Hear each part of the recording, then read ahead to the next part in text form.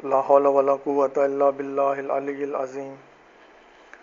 اعوذ باللہ من الشیطان الرجیم بسم اللہ الرحمن الرحیم الحمد للہ رب العالمین والصلاة والسلام علی اشرف الانبیاء والمرسلین وعلى آلہ الطیبین الطاہرین رب اشرح لی صدری ویسر لی امری واحلل عقدۃ من لسانی یفقہوا قولی اللہم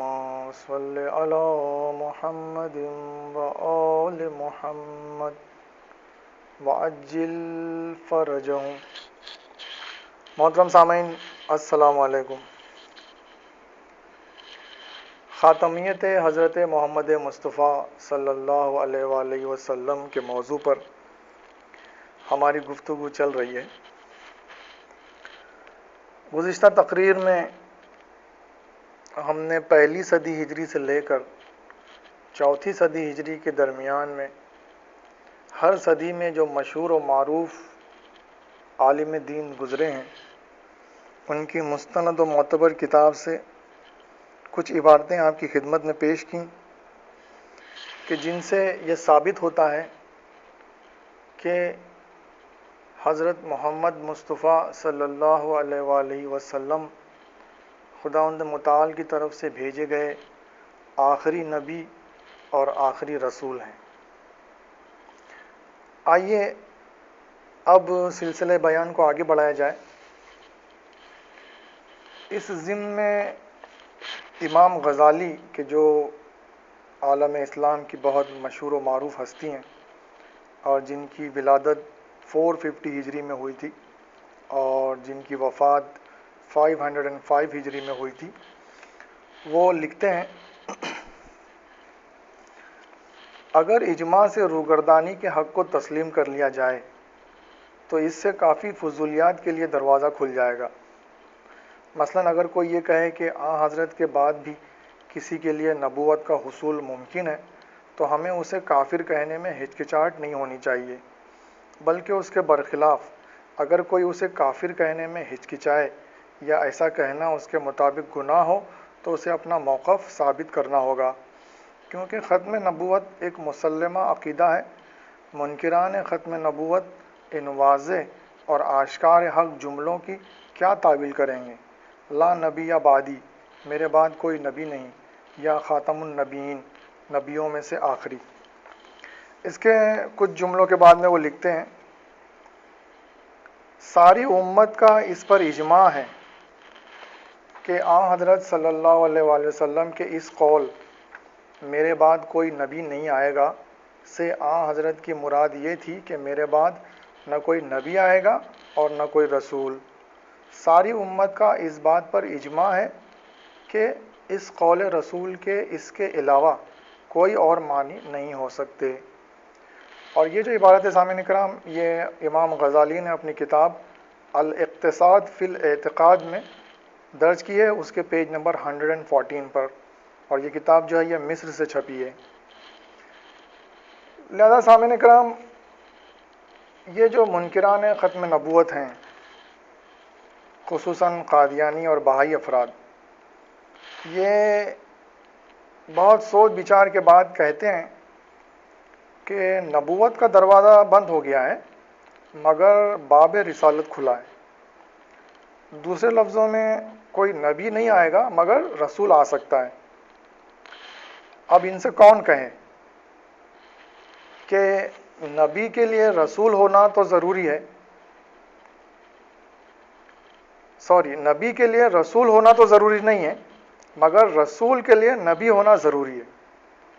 لہذا نبوت وہ بنیاد ہے جس پر رسالت کی عمارت تعمیر ہوتی ہے۔ جب بنیاد ہی نہ ہوگی تو عمارت کہاں خلا میں بناؤ گے؟ سامعین، نبی اور رسول کا بنیادی فرق یہ ہے کہ تمام جو 1,24,000 انبیاء خداوند متعال نے بھیجے ہیں وہ تمام کے تمام نبی تھے، لیکن ان انبیاء میں سے صرف 313 ایسے انبیاء تھے کہ جو نبی کے ساتھ ساتھ رسول بھی تھے۔ اب نبی اور رسول کا فرق کیا ہے؟ نبی ایک لفظ ہے کہ جو نبا سے بنا ہے، جس کا مصدر نبا ہے۔ نبا یعنی خبر، نبی یعنی وہ انسان کے جسے خبر دی گئی۔ کس نے خبر دی؟ خداوند متعال نے۔ اور رسول ارسلہ رسلہ سے بنا ہے، اس کا مطلب ہوتا ہے کہ بھیجا گیا، جسے لوگوں کی طرف بھیجا گیا۔ تو نبی وہ شخص ہے کہ جسے خداوند متعال خبر دیتا ہے، وہی نازل کرتا ہے اس پر، اور دنیا اور آخرت کی امور کی اسے خبر دیتا ہے، علم دیتا ہے۔ مگر ضروری نہیں ہے کہ وہ علم اور اس کی ذمہ داری یہ ہر نبی کی نہیں تھی کہ وہ اس علم کو، اس معلومات کو، اس خبر کو لوگوں تک پہنچائے، بلکہ ان میں سے صرف 313 ایسے انبیاء تھے کہ جن کو نبوت کے ساتھ میں رسالت کی ذمہ داری بھی سونپی گئی تھی، جنہیں نبی کے ساتھ میں رسول بھی بنایا گیا تھا، جنہیں خبر بھی دی گئی تھی اور انہیں لوگوں کی طرف بھیجا بھی گیا تھا، اور ان کی یہ ذمہ داری تھی کہ اس خبر کو، اس وحی کو، اس دنیا اور آخرت کے امور کی تعلیم کو وہ لوگوں تک پہنچائیں۔ لہذا اس بنیاد پر رسول کا نبی ہونا تو ضروری ہے، یعنی کوئی رسول بغیر نبی ہوئے رسول نہیں بن سکتا، لیکن نبی کا رسول ہونا ضروری نہیں ہے۔ لہذا نبوت دراصل وہ بنیاد ہے کہ جس کی بنیاد پر رسالت کی عمارت تعمیر ہوتی ہے۔ لہذا اب اسی وجہ سے آن حضرت نے جب جملہ کہا کہ میرے بعد کوئی نبی نہیں، تو اس کا مطلب یہ تھا کہ آٹومیٹیکلی پھر جب کوئی نبی نہیں تو پھر وہ رسول کہاں سے آئے گا، کیونکہ رسول کا نبی ہونا ضروری ہے۔ اور یہ ایک ایسی بحث ہے کہ جو دراصل نبوت کے موضوع سے اس کا تعلق ہے، جس کی زیادہ تفصیل میں ہم نہیں جا سکتے، مگر یہاں پر صرف نبی اور رسول کا فرق واضح کرنے کے لیے، اور وہ دوسری دلیل کہ جو عام طور پر منکران ختم نبوت دیتے ہیں، کہ جس کا ذکر ہم پہلے کر چکے ہیں، کہ جس میں وہ حضرت عائشہ سے منسوب کر کے اس قول کو پیش کرتے ہیں کہ جو 9ویں صدی ہجری تک کسی بھی کتب اسلامیہ میں نہیں پایا جاتا تھا، اور 9ویں صدی ہجری کے بعد میں وہ تفسیر در منصور میں اور مجموع البحار وغیرہ کتابوں میں آیا، کہ جس میں یہ کہا گیا، یہ منسوب کیا گیا قول حضرت عائشہ سے، کہ جو دراصل واقعاً حقیقتاً وہ جھوٹا اور گڑھا ہوا قول ہے، کہ جو لوگوں نے اپنی طرف سے بنا کر اسے حضرت عائشہ سے منسوب کیا ہے، اور وہ کتابوں میں 9ویں صدی ہجری کے بعد سے آنا شروع ہو گیا، کہ یہ مت کہو کہ یہ کہو کہ نبی نہیں آئے گا کوئی، لیکن یہ مت کہو کہ رسول نہیں آئے گا، یعنی رسول آنے کے چانسز ہے، کیونکہ قرآن مجید میں خداوند متعال نے خاتم النبیین کا جو لفظ استعمال کیا، تو اب یہ لوگ پہلے تو خاتم کے معنی کو توڑ مروڑ کو پیش کرتے ہیں، اور اس کی عجیب و غریب تفسیر و تعویل کرتے ہیں، اور اس کے عجیب و غریب معنی بتاتے ہیں، اور پھر جب ان کا بس نہیں چلتا تو اب وہ نبیین کے لفظ کو پکڑ لیتے ہیں اور کہتے ہیں کہ ٹھیک ہے، خدا نے فرمایا ہے کہ نبیوں کے خاتم ہیں، یعنی نبیوں کے آخر ہیں، تو لہٰذا اس بنیاد پر آخری نبی تو وہ ہیں، لیکن آخری رسول نہیں ہیں، اور رسول بھی آ سکتے ہیں۔ اس قسم کی وہ بے بنیاد باتیں کرتے ہیں، جو کہ دراصل غیر منطقی، غیر عقلی اور غیر علمی بات ہے، کیونکہ نبوت کی بحث میں ہر کوئی عالم اسلام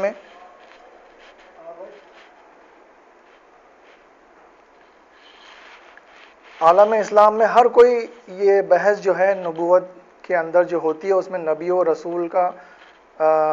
جو فرق ہے وہ جو علماء ہیں وہ بہتر طریقے سے جانتے ہیں، اور یہ ایک اچھی بحث ہے کہ جو عموماً نبوت کے موضوع کے تحت کی جاتی ہے، جس میں یہ بات بالکل ثابت شدہ ہے کہ ہر نبی رسول نہیں ہو سکتا، لیکن ہر رسول نبی ضرور تھا، اور رسالت جو ہے وہ نبوت کے بعد میں ملتی ہے، اور رسالت اور رسول ہونے کے لیے پہلے نبی ہونا ضروری ہے۔ جب کوئی انسان نبی ہوگا، خداوند متعال اسے خبر دے گا، اسے نبی بنائے گا، اس پر وحی کا نزول ہوگا، اس کے بعد میں ہی جب وہ جسے مناسب سمجھے گا، جیسا کہ اس نے 1,24,000 انبیاء میں سے صرف 313 ایسے انبیاء تھے کہ جنہیں رسالت کی ذمہ داری بھی سونپی، اور جنہیں رسول بھی بنایا، اور جن کو یہ ذمہ داری دی کہ وہ اس نبا کو، اس خبر کو، اس علم کو جو دنیا اور آخرت کے تمام امور پر محیط ہے، اسے لوگوں تک پہنچائے۔ تو اس بنیاد پر ہم نے پہلے بھی اس کی رد میں گفتگو کی ہے، اور یہاں پر امام غزالی نے بھی خصوصاً اسی بات کو ثابت کرنے کے لیے اور اس کی رد میں یہ طویل عبارت انہوں نے درج کی ہے کہ جس کے آخر میں انہوں نے جو لکھا ہے اس کا مطلب یہ ہے کہ انہوں نے خود اس بات کا اعتراف کیا ہے اور اظہار کیا ہے کہ میرے بعد کوئی نبی نہیں آئے گا جو حضرت کا قول ہے. تو اس کا مطلب یہی ہے کہ نہ کوئی نبی آئے گا نہ کوئی رسول, اور ساری امت اس بات پر متفق ہے, ساری امت کا اس بات پر اجماع ہے, اور اس معنی کے علاوہ اور کوئی معنی ساری امت نے نہیں لیے سوائے ان گمراہ کن فرقوں اور مذہبوں کے کہ جو اس نبوت اور نبی کے لفظ کو پکڑ کر اس قسم کی غیر منطقی, غیر عقلی اور غیر علمی باتیں کرتے ہیں کہ رسول کے آنے کا امکان ہے, جبکہ رسول ہو ہی نہیں سکتا کوئی انسان جب تک کہ وہ نبی نہ ہو, اور جب آن حضرت نے نبی نہ ہونے کی خبر دے دی تو اس کا مطلب یہ ہے کہ اب نہ کوئی نبی آئے گا نہ کوئی رسول آئے گا. بہرحال اب ان کے بعد میں علامہ بغوی ہیں کہ جن کی وفات سن 510 ہجری میں ہوئی تھی. وہ اپنی تفسیر معالم التنزیل میں لکھتے ہیں اللہ نے آن حضرت پر سلسلہ نبوت کو ختم کر دیا, لہذا آپ آخری نبی ہیں. اور کچھ جملوں کے بعد میں وہ لکھتے ہیں ابن عباس اقرار کرتے ہیں کہ اللہ نے اس آیت میں اعلان کر دیا ہے کہ حضرت محمد مصطفیٰ صلی اللہ علیہ وآلہ وسلم کے بعد کوئی نبی نہیں آئے گا. اور یہ عبارت بالکل واضح ہے سامعین, یہ انہوں نے اپنی تفسیر معالم التنزیل کے 3rd والیوم کے پیج نمبر 158 پہ درج کی ہے, جس میں بالکل واضح لفظوں میں یہ حقیقت ثابت ہے کہ آن حضرت صلی اللہ علیہ وسلم پر سلسلہ نبوت ختم ہو گیا, آپ آخری نبی ہیں. اور ایون ابن عباس کا یہ اقرار ہے کہ اس آیت میں خدا نے جس میں خاتم النبیین کے الفاظ استعمال کیے گئے یہ اعلان کر دیا ہے کہ حضرت محمد مصطفیٰ صلی اللہ علیہ وسلم کے بعد اب کوئی نبی نہیں آئے گا. اب سامعین کرام کچھ افراد ایسے ہیں کہ جو حضرت عیسیٰ علیہ السلام کے آسمان پر اٹھائے جانے اور آخری دور میں امام مہدی اجل اللہ تعالیٰ فرجہ الشریف کے ظہور کے بعد میں آپ کے نازل ہونے اور دوبارہ اس دنیا میں آنے کے مسئلے کو لے کر اپنے موقف کو ثابت کرنے کی کوشش کرتے ہیں. وہ کہتے ہیں کہ اس بنیاد پر آن حضرت صلی اللہ علیہ وسلم کس طرح آخری نبی ہو سکتے ہیں, جبکہ آن حضرت کے بعد میں بھی قیامت سے پہلے جب امام مہدی اجل اللہ تعالیٰ فرجہ الشریف کا ظہور ہوگا ان کے دور میں اس زمانے میں حضرت عیسیٰ علیہ السلام آسمان سے نازل ہوں گے اور اس دنیا میں دوبارہ آئیں گے, تو اس بنیاد پر حضرت عیسیٰ علیہ السلام آخری نبی ہونے چاہیے. تو یہ ایک ایسا اعتراض ہے, ایک ایسی بات ہے کہ جس کے جواب میں سب سے پہلے تو ہم علامہ زمخشری کی ایک عبارت آپ کی خدمت میں پیش کرتے ہیں. علامہ زمخشری جو ہیں وہ سن 467 ہجری میں پیدا ہوئے تھے اور 538 ہجری میں ان کا انتقال ہوا, اور ان کی جو تفسیر کشاف ہے بہت مشہور ہے. وہ اپنی تفسیر کشاف میں لکھتے ہیں اگر کوئی پوچھے کہ کیسے آن حضرت صلی اللہ علیہ وسلم آخری نبی ہوں گے جبکہ حضرت عیسیٰ علیہ السلام دنیا کے خاتمے سے پہلے آخری دور میں ظاہر ہوں گے, اس کے جواب میں ہم کہیں گے کہ ختم نبوت آن حضرت صلی اللہ علیہ وسلم کا مطلب ہے کہ اب آپ کے بعد کسی کو بھی نبوت عطا نہیں کی جائے گی. حضرت عیسیٰ علیہ السلام کو تو آن حضرت صلی اللہ علیہ وسلم سے پہلے نبوت عطا کی گئی تھی. اس کے علاوہ حضرت عیسیٰ علیہ السلام آن حضرت کے پیروں کی حیثیت سے ظاہر ہوں گے اور وہ اسلام کے قبلے کی طرف منہ کر کے نماز پڑھیں گے جیسا کہ تمام مسلمان کرتے ہیں. یہ جو عبارت ہے یہ علامہ زمخشری نے اپنی مشہور تفسیر کشاف کے 2nd والیوم کے پیج نمبر 215 پہ درج کی ہے. لہذا سامعین کرام ہم دیکھ رہے ہیں کہ اس عبارت میں انہوں نے بہت اچھے طریقے سے جواب دے دیا ہے کہ جس کی مختصر سی تشریح یہ ہے کہ یہ جو پوائنٹ اور یہ بات جو یہ لوگ اٹھاتے ہیں تو یہ دراصل یہ بھی غیر منطقی, غیر عقلی اور غیر علمی ہے, کیونکہ حضرت عیسیٰ علیہ السلام کو خداوند متعال آن حضرت کے بعد میں نبی نہیں بنا کر بھیج رہا, اور وہ آن حضرت کے بعد میں از سر نو ایک نبی یا رسول کی حیثیت سے نہیں آ رہے, بلکہ وہ تو آن حضرت صلی اللہ علیہ وسلم سے تقریباً 500 سال پہلے وہ گزر چکے ہیں. وہ اس دنیا میں نبی اور رسول بنا کر بھیجے گئے تھے, وہ اس دنیا میں زندگی گزار کر اور اس دنیا میں لوگوں کو دین حق کی تبلیغ کر کے پھر آخری وقت میں آسمان پر اٹھا لیے گئے, اور اب آن حضرت کے بعد میں آپ کے آخری نائب اور جانشین امام مہدی اجل اللہ تعالیٰ فرجہ الشریف کے دور میں وہ دوبارہ نازل ہوں گے. اور جیسا کہ ہم نے عقیدہ مہدویت کے موضوع کے تحت جب گفتگو کی تھی تو ہم نے اس بات کو اچھے طریقے سے ثابت کیا تھا کہ دراصل حضرت عیسیٰ علیہ السلام کا آسمان پر اٹھا لیا جانا اور آج تک آپ کا زندہ ہونا اور امام زمانہ امام مہدی اجل اللہ تعالیٰ فجر شریف کے ظہور کے بعد میں آپ کا نازل ہونا، دراصل اس کی ساری بنیادی حکمت یہی تھی کہ وہ افراد کے جو امام مہدی اجل اللہ تعالیٰ فجر شریف کے طول عمر پر جو اعتراض کرتے ہیں اور جو یہ کہتے ہیں کہ کس طرح آپ آج 1000 سال سے زیادہ ہو گیا آپ زندہ ہیں اور کس طرح آپ کی اتنی زیادہ عمر ہے، تو امام مہدی کی جو طول عمر ہے اس پر جو لوگ اعتراض کرتے ہیں تو ان کے جواب کی خاطر خداوند متعال نے 4 انبیاء کو آج تک زندہ رکھا ہے۔ اس میں سے ایک حضرت عیسیٰ علیہ السلام ہے کہ جو چوتھے آسمان پر ہیں، ایک حضرت خضر علیہ السلام ہے کہ جو اسی دنیا میں زندہ ہیں، ایک جناب الیاس علیہ السلام ہے اور ایک حضرت ادریس علیہ السلام ہے کہ جنہیں آسمان پر اٹھائے جانے کا ذکر باقاعدہ قرآن شریف میں بھی ہے۔ تو یہ چاروں انبیاء جو آج تک زندہ ہیں، ان کو زندہ خداوند متعال نے صرف اسی وجہ سے رکھا ہے کہ آخری زمانے میں جب امام مہدی اجل اللہ تعالیٰ فرج شریف کے طولان عمر پر لوگ اعتراض کریں گے تو ان کے جواب میں ان کے ماننے والے، ان کے شیعہ اور ان کے محب کے لیے یہ چاروں انبیاء کی طول عمر، ان کی زندگی اور ان کی حیات ایک ایسی قوی دلیل قرار پائے کہ جس کے آگے ان کے مخالفین دم بخود رہ جائیں۔ بہرحال اب ہم اپنے موضوع سے نہ بھٹکیں، اس سے پہلے تو اس عبارت میں جو حضرت عیسیٰ علیہ السلام کے بارے میں جو منکران ختم نبوت کا اعتراض تھا، تو اس کا پہلا جواب تو یہ ہے کہ حضرت عیسیٰ علیہ السلام کو نبوت بعد میں نہیں دی جا رہی، وہ پہلے ہی نبی بنا کے رسول بنا کے بھیجے گئے تھے، صرف فرق یہ ہے کہ وہ زندہ آسمان پر اٹھا لیے گئے اور کچھ مصلحت کی بنا پر، جس کا ذکر ابھی ہم نے کیا، اور اب آخری دور میں وہ پھر ظاہر ہوں گے، مگر ان کو کوئی نئی نبوت اور رسالت دے کر نہیں بھیجا جائے گا، بلکہ وہ پہلے ہی نبی و رسول تھے اور اب وہ صرف واپس دنیا میں آئیں گے۔ اور دوسری بات کہ جو انہوں نے کہا کہ وہ حضرت کے پیروں کی حیثیت سے آئیں گے، تو اس میں بھی ایک بہت عجیب اور لطیف اور غریب نقطہ ہے کہ جس کی طرف اشارہ کر کے آگے بڑھ جانا ہے کہ جب امام مہدی اجل اللہ تعالیٰ فرج شریف کا ظہور ہوگا تو جب آپ کے ظہور کے بعد جب آپ پہلی نماز جماعت کی جب اذان دی جائے گی تو اس پہلی نماز جماعت کی اذان اور اقامت کے درمیان میں حضرت عیسیٰ علیہ السلام آسمان سے نازل ہوں گے۔ امام مہدی اجل اللہ تعالیٰ فرج شریف کے جو نماز پڑھانے کے لیے حرم کعبہ میں کھڑے ہوں گے تو اس وقت وہ آپ کے پاس میں نازل ہوں گے، آسمان سے فرشتوں کے ساتھ میں آئیں گے اور اس عالم میں کہ آپ نے غسل لیا ہوگا اور غسل کے پانی کے قطرات آپ کے بالوں سے ٹپک رہے ہوں گے۔ یہاں پر سامعین ہم نے نیٹ پہ کچھ کلپس دیکھی تھی کہ جس میں اس سین میں کسی کہنے والے نے تیل کا ذکر کیا ہے، آئل کا ذکر کیا ہے کہ آپ کے بالوں سے تیل یا آئل کے قطرات ٹپک رہے ہوں گے، تو دراصل اس کو بہت بڑی غلط فہمی ہو گئی کہ جس کی وجہ سے جو اغیار ہیں، جو غیر مذاہب کے لوگ ہیں، انہوں نے کافی اس کا مذاق بھی اڑایا۔ تو حقیقت تو دراصل یہ ہے کہ وہ غسل لے کر آئیں گے اور پانی کے قطرات ان کے بالوں سے ٹپک رہے ہوں گے، کہ جو قرین عقل ہے، عقل اور منطق کی کسوٹی پر پوری اترنے والی بات ہے اور اس میں کسی توہین اور مذاق اور استہزاء کا بھی کوئی پہلو نہیں۔ بہرحال تو یہ ذرا سی کم علمی اور جہالت کی وجہ سے لوگ کچھ ایسی باتیں کر دیتے ہیں کہ پھر اغیار کو موقع ملتا ہے اس کا مذاق اڑانے کا۔ تو بہرحال جب عیسیٰ علیہ السلام نازل ہوں گے تو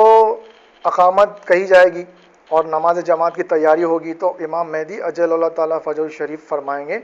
آپ کی بزرگی اور عزت اور احترام کی وجہ سے کہ اے نبی خدا آپ نماز پڑھائیے، تو حضرت عیسیٰ علیہ السلام فرمائیں گے نہیں۔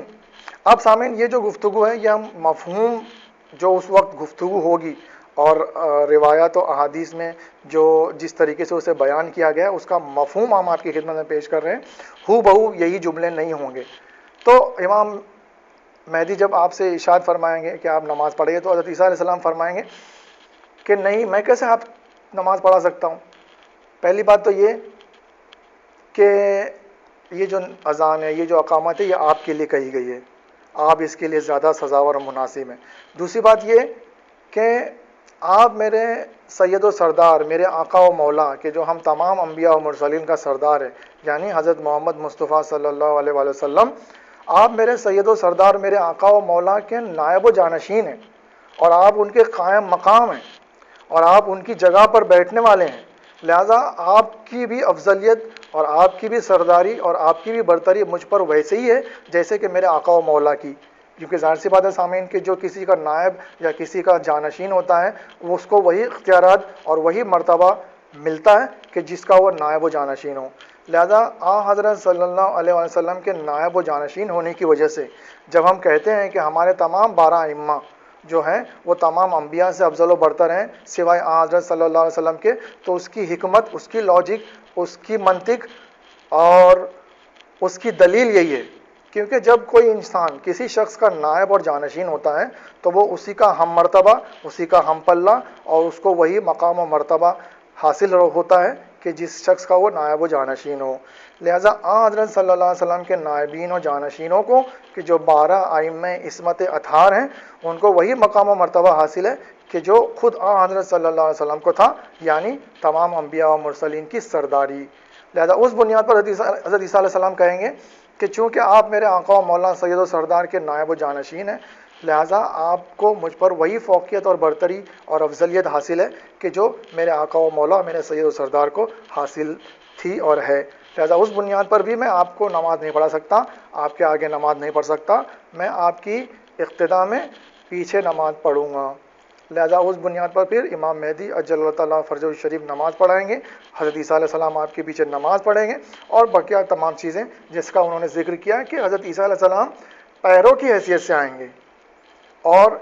مسلمانوں کی طرح قبلے کی طرف منہ کر کے نماز پڑھیں گے. اور یہ جو چیزیں ہیں جو انہوں نے آخری میں جو 2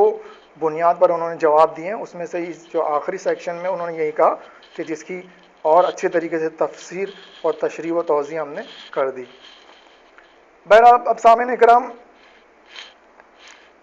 قاضی ایاز ہیں ان کے بعد میں کہ